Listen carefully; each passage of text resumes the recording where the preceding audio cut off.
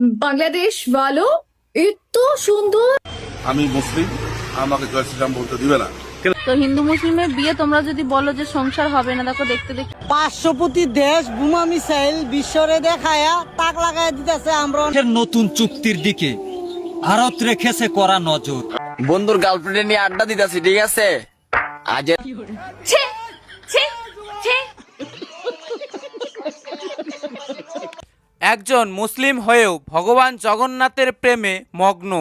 আজকের এই রথযাত্রার অবিশ্বাস্য দৃশ্য দেখলে আপনার চোখও কপালে উঠবে। কিন্তু এখানেই শেষ নয়, ওদিকে বাংলাদেশে উত্তাল পরিস্থিতির মাঝেও কেন মুসলিম মেয়েরা দলে দলে হিন্দু হয়ে যাচ্ছে, এই সবকটি বিস্ফোরক ঘটনার আসল সত্য ফাঁস হবে আজকের এই ভিডিওতে। তাই এই ভিডিওটি 1 সেকেন্ডও মিস না করে অনুরোধ ভিডিওটি শেষ অবধি দেখে যাবে।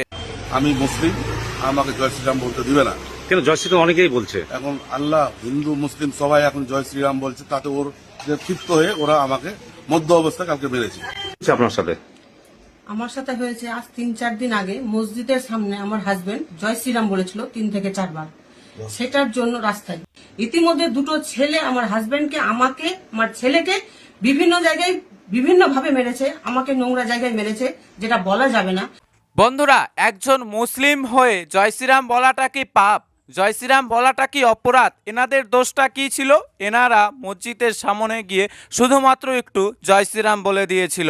তো হিন্দু মুসলিমের বিয়ে তোমরা যদি বলো যে সংসার হবে না, দেখো দেখতে দেখতে 4টে বছর হয়ে গেল আমি এই পরিবারে আছি। ভবিষ্যৎটাও তোমরা দেখতে পাবে আমার, যে আমি হিন্দু পরিবারই আছি। আমি এই পরিবারে এসেছি যেন এখান থেকেই আমার লাশটা বেরোয়, আর আমি এই পরিবারটায় আছি অনেক অনেক অনেক খুশি। আমি তো বলবো মুসলিম বাড়িতে। বন্ধুরা শুনতে পেলেন? আমি একটি বিশেষ ধর্মের পটাশিয়ামদেরকে বলছি, ভালো করে কান খুলে শুনুন। একজন মুসলিম মেয়ে সে হিন্দু ধর্মে এসে হিন্দু ছেলেকে বিয়ে করে অনেক সুখে রয়েছে, অনেক শান্তিতে রয়েছে। সে বলছে সে যদি একটা মুসলিম পরিবারে বিয়ে করত তবুও বুঝি সে এতটা সুখী হতো না, এবং তার শেষ বিদায়টা যেন হিন্দু ধর্মের হিন্দু পরিবার থেকেই হয়। তাহলে ভাবুন আমাদের সনাতন ধর্মে নারীরা কতটা সুরক্ষিত।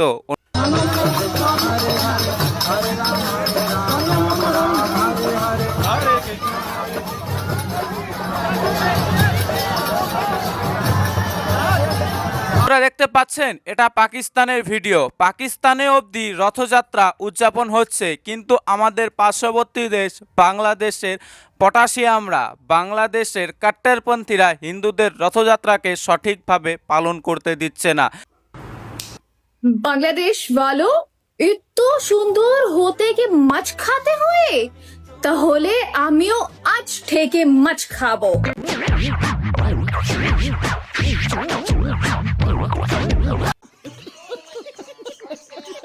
এত সুন্দর হতে মাছ খেতে হয় না সোনা, শুধু মাদ্রাসায় পড়ে হুজুরদের একটু ভালোবাসা এবং আপ্যায়ন খেতে হয়।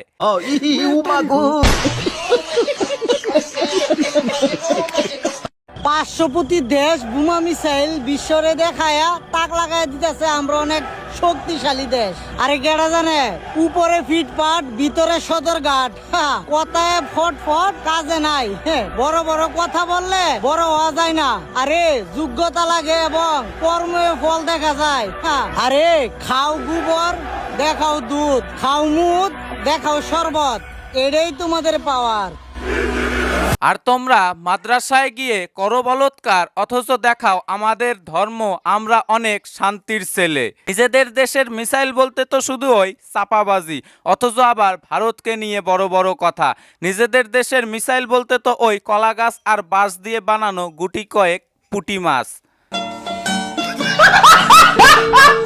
ভারতের এই মিসাইল যখন ছেড়ে দেবে, যখন তোর পেছন দিয়ে প্রবেশ করবে, তখন বুঝতে পারবি এটা আসল না নকল। ওরে বাবা, হুজুর নিচে দেখতেছি হুজুরের ডিগবাজি দেখাইলো। হুজুর তোর ডিগবাজি দেখে পুরো অবাক। ইয়ো হুজুর, ভালো লাগছে না? ভালো তো লাগবো। আরে ভালো লাগবে না, এ তো যে সে হুজুরনি না, খুদ জান্নাত থেকে নেমে এসে হুজুরকে মজা দেওয়ার জন্য ডিগবাজি দিয়ে দিল। এ তো আর সাধারণ কোনো হুজুরনি না।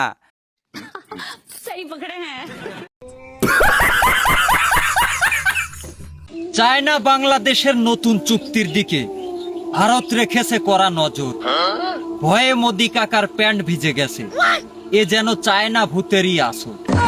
চীন থেকে নতুন করিডোর হবে, বাংলাদেশে ঢুকবে চট্টগ্রাম দিয়া, উল্টা দিক থেকে চায়না ঠাপ চড়াইলে মোদি কাকা কোন দিকে যাবে ভাই?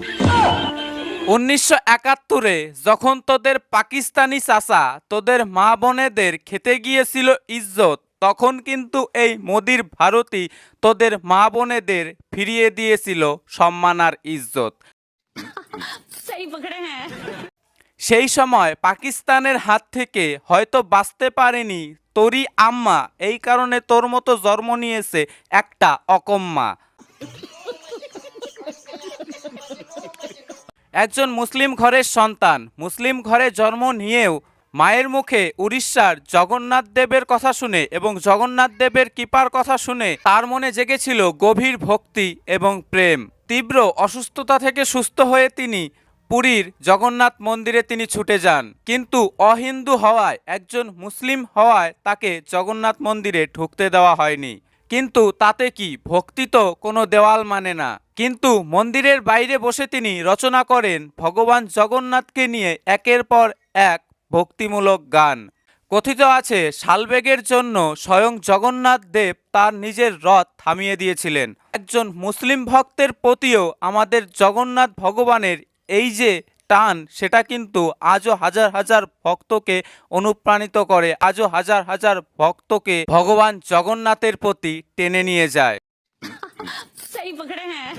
নামের ভয় দেখায় দেয়া লক্ষ লক্ষ বলৎকার হচ্ছে, এবং এই সমস্ত বাচ্চাদেরকেও বুঝায় যে আমি তোমার ওস্তাদ আলেম, আমার সম্মান ইজ্জত নষ্ট করলে সম্মান ইজ্জত, সুতরাং তুমি এটা বাইরে বলবা না। দেখতে পারলেন একটি বিশেষ ধর্ম যে কতটা শান্তি, কতটা শান্তির বাণী দেয়, মাদ্রাসায় ঢুকিয়ে যে কতটা প্রেম ভালোবাসা দেয়, তা নিজের মুখেই স্বীকার করলেন এই হুজুর। তারপরও কিছু লোক বলবেন স্কুল কলেজে পাঠিয়ে কি আর ডক্টর ইঞ্জিনিয়ার হবে? মাদ্রাসায় পাঠালে হুজুরের ভালোবাসা খেয়ে জান্নাতে যাবে।